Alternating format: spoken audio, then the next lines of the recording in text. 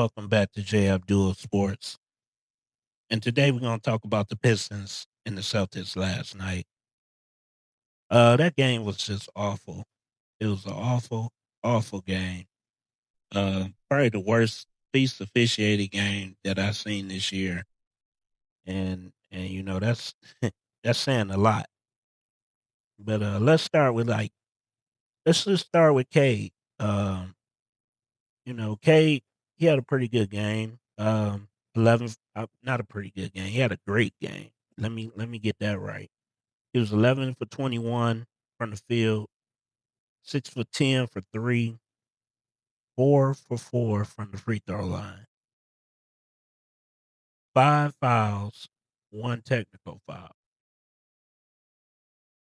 And the Celtics star, Jalen Brown, he had a good game also. He was like 12 for 25. He had 30 plus points, 1 for 5 for three. But the thing that stuck out to me was 7 for 14 from the free throw line. So you got one star on one team, 4 for 4, and you got another star, 7 for 14. Let that sink in for a minute. So before the game, and I knew this type of game was going to happen too, because before the game, I was looking at the spreads, and I'm looking like, why is Boston favored by one? What's going on? Is somebody injured? Is Cade injured? Is Doran injured? What's going on? Why is Boston favored in this game? The Pistons not on the back to back. Nobody's injured. What's going on? So I really ain't think about it. But later in the day, I look back at the spread, and now Boston's favored by 1.5. So they didn't double down on on their nonsense. So I'm like, all right, man, I don't know what's going on. And then I seen it. The game was on Peacock, and that's what it was. Ladies and gentlemen, the fix was in. It was in. If anybody want to investigate any type of game, that game last night should be investigated because the fix was in. The NBA wanted to put Detroit on notice. The NBA wanted to put a L on Detroit's resume on national TV. They wanted to drop them down a notch. For whatever reason, I don't know. I stated in another video that the league just they don't want they don't like for Detroit to be one of the best teams for some reason, and I'm not sure why. You got your star player with 5 fouls and four free throw attempts. He committed more fouls than he shot free throws. And I don't I can't remember every time he shot free throws, but that's only 2 fouls because you get 2 shots at the line. So you telling me this man only fouled twice while shooting the ball, but he fouled 5 other people? It just doesn't make any sense. And then when he got frustrated, he talked to the refs, and what they do, they give him they give him a technical, and then give Boston another free throw. Like we gonna throw another free throw on top of that one just for you arguing. So now you not getting no calls, and we about to give him an extra free throw attempt. And that foul on Jalen on Green on Javante Green, man, that was ridiculous. I wasn't even mad that he got a tech right there because he should have been upset. He was fouled. It was definitely an and one. Definitely an and one.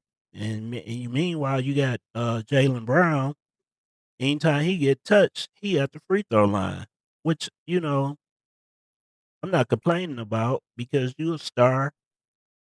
You supposed to get your calls or whatever, and I'm not even asking for K to get a superstar like whistle or nothing. I just wanted to get fair whistle. So when he fouled, just call it. That's all. Oh, that's all I want. I don't. We don't need Jalen Brunson out here. Just get a man his calls. They treating him like he 1997 Shaq or something. You know what I'm saying? They think they slick too with the way they distribute like free throws. Because Asar Thompson led the team in free throw attempts. So you give our worst free throw shooter the most attempts. So now when you look at the box score or whatever, it looks it look even. It's oh well the Celtics shot this many and the Pistons shot this many, but it's not even because you putting our worst free throw shooter on the line while your best free throw shooters are shooting. And they think they slick. They do that a lot.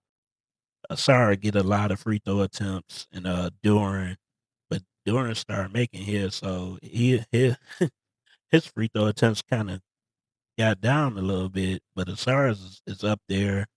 They give Ron Holland his attempts or whatever, but it's like Cade, you can forget about it, man. You got almost commit a homicide for him to get to the free throw line. And I don't even want to talk about it, but let's talk about this Jalen Jalen Brown and Isaiah Stewart thing, man. That was crazy. That was funny to me because it just showed how low these teams will stoop, to try and get under the Pistons' skin. You got your star player out here trying to bait Isaiah Stewart into a technical. Like really? Like this how far down y'all going? You got your star player trying to bait Stewart into getting a technical. I ain't seen nothing like that since like the Bad Boys era, where teams will just be all out of character or whatever. You know what I'm saying? Pistons got these teams all out of character. They got them playing zone. They got them doing everything. Trying to bait Stu. Milwaukee did the same thing with that Portis. Portis just was just baiting Stu, and Stu took the bait, but he didn't do it against Brown. I think he's starting to get smart and figuring out that teams is trying to bait him into getting technical fouls and getting thrown out the game because they know how important Stu is. So they play like they don't know, and he just a big gump or whatever, a ghoul just out there to beat people up or whatever. They know how important that man is. Every time you go to the rim, you thinking about Stu. So you know how important he is. So they know how important Stu is. That's why they got their star player out there baiting him into getting a technical, which is crazy. Like I said, I haven't seen nothing like that since the Bad Boys. When like teams will play out of character, you be playing like what's a team? Maybe like the Cleveland Cavaliers or somebody, back in the day with Brad Daugherty and Mark Price and everything. And they'll play the Pistons and they'll try to play rough and rumble with the Pistons. Like, dude, that's not y'all. That's not how y'all play. That lets you know that a team is getting they already got the upper hand because you playing out of character. It's not even how you play. And you got these 2025 Pistons, and they out here, everybody playing zone now. It's like, 1992 college basketball all over again. Like, it's crazy. I haven't seen this much zone in the NBA ever. Oh, they got teams out here like, you got Jim Boeheim out here and John Chaney with the, who's that? The Temple 2-3 matchup zone. You got teams out here with the matchup zone on the Pistons and stuff, man. They just trying to do anything. You got the refs not giving them calls. So they drive to the hole more than any team in the league, but you still not getting the calls. So you got teams trying to zone you. You got people trying to bait Stewart into getting technicals. You giving your star player with 5 fouls, he almost fouled out the game over nothing. Half of them fouls wasn't even fouls. And it's just shout out to the Pistons, man. Shout out to the Pistons for overcoming the Celtics, overcoming the fans in the arena, a tough road game, and overcoming the refs, overcoming Vegas, and overcoming them awful Peacock announcers, man. They was terrible. I don't know why I wasn't listening to the Detroit broadcast, but sometimes I like to just listen to the national broadcast just to see what they saying about the Pistons or whatever. Kind of like what time. Sometimes I take the bus home just to touch home. So sometimes I just listen to the national broadcast or whatever. But I like Austin Rivers though. He cool. He kind of bring like love, laughter, like color commentary to the team or whatever. And who else is Robbie Hummel? I don't really know about Robbie Hummel too much, but I guess he was. I guess he played in the league. Uh, I'm not sure.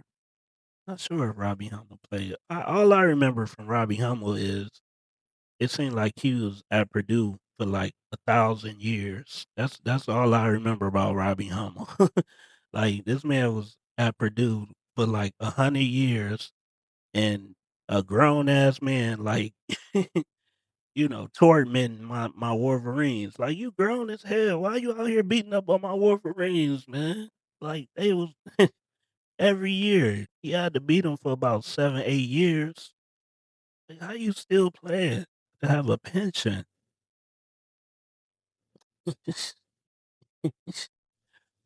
But speaking of Vegas, though, we got the game tonight with the Knicks and the Spurs, and you got the Spurs the Knicks is favored by 2.5, which is kind of interesting to me. If I was betting, I would probably take the Spurs tonight because just going off NBA politics, if they politicking like they was politicking last night, then I would take the Spurs and the points.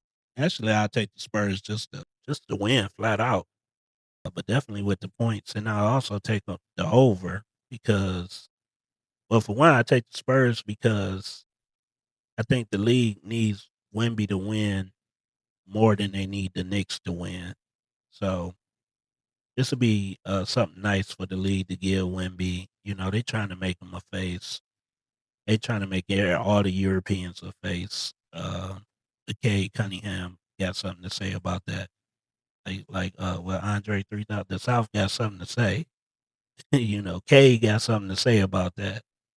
So I take the Spurs tonight, and I take the over because um, I think they want to make it an exciting game, exciting high scoring game. It's the championship, so whatever the over is, I take, and whatever the 2.5, definitely take the 2.5. I take the Spurs to just outright win, and but that's just my opinion though. Let me know what you think down in the comments. It's J-Abdul Sports. I'm out. Y'all put it in the front page, back page, middle page, wherever. Headliners, column 1 or 2, we will win game 2. You're not backing off? We will win game 2.